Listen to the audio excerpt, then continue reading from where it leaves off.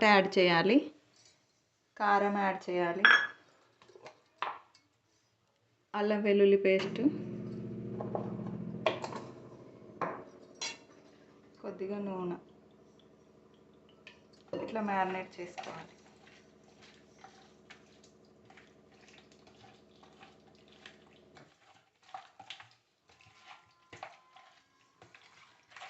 Marinate చేసి పెట్టుకొని ఒక 20 మినిట్స్ పక్కన ఉంచుకోవాలి. చికెన్ కర్రీ రెసిపీ నా స్టైల్లో చూద్దాం. చికెన్ మ్యారినేట్ అయిందండి. కర్రీ ప్రాసెస్లోకి వెళ్ళిపోదాం. ఇలా 2 ఆనియన్స్ కట్ చేసి పెట్టుకోవాలి. మసాలా దినుసులు రెడీ చేసి పెట్టుకోవాలి.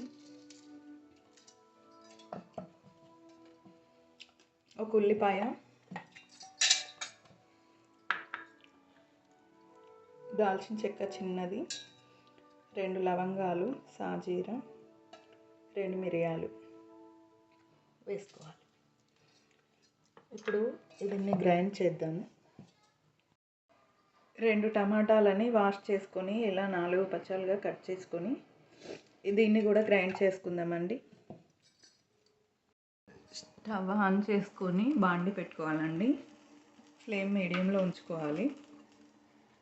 గిన్నె వేడయ్యాక ఆయిల్ యాడ్ చేద్దాం. చికెన్ వేసుకుందామండి. ఇందులో ఉల్లిపాయలు మగ్గాక చికెన్ వేసుకుందాం. చికెన్లోంచి కొంచెం వాటర్ బయటకు వచ్చాక ఆనియన్ పేస్ట్ వేసుకుందాం. ఇప్పుడు ఇందులో ఆనియన్ పేస్ట్ వేసుకుందాం. మసాలాలు నూరిన ఆనియన్ ముద్ద కలుపుకోవాలండి.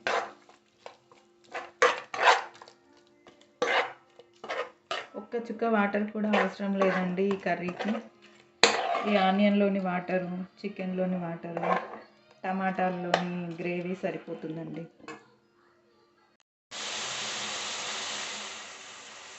ఆయిల్ అంతా ఎలా బయటకు వస్తుందో చూడండి చికెన్ నుంచి. ఇప్పుడు ఇందులోనే టమాటా ప్యూరీ వేసుకోవాలి. స్ట్రైనర్లో వేసుకోవాలండి.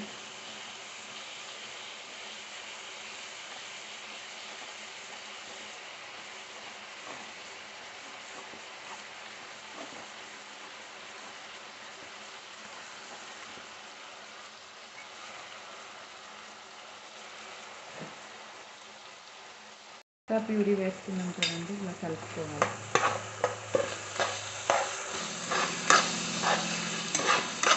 ఇప్పుడే సాల్ట్ చెక్ చేసుకొని సాల్ట్, కారము ఇంకేదైనా కావాలంటే అడ్జస్ట్ చేసుకోవాలండి. మూత పెట్టేసుకున్నాం.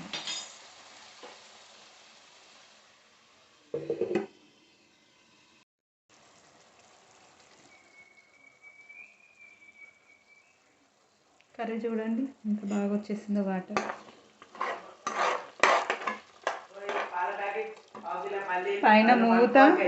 పైన మూత ఆవిరి వల్ల వస్తుంది.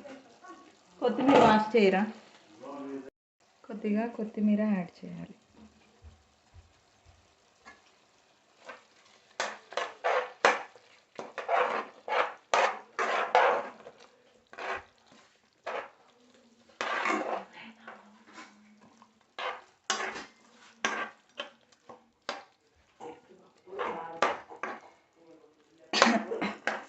రైస్లోకైనా చపాతీలోకైనా టేస్టీ కర్రీ అండి చికెన్ కర్రీ.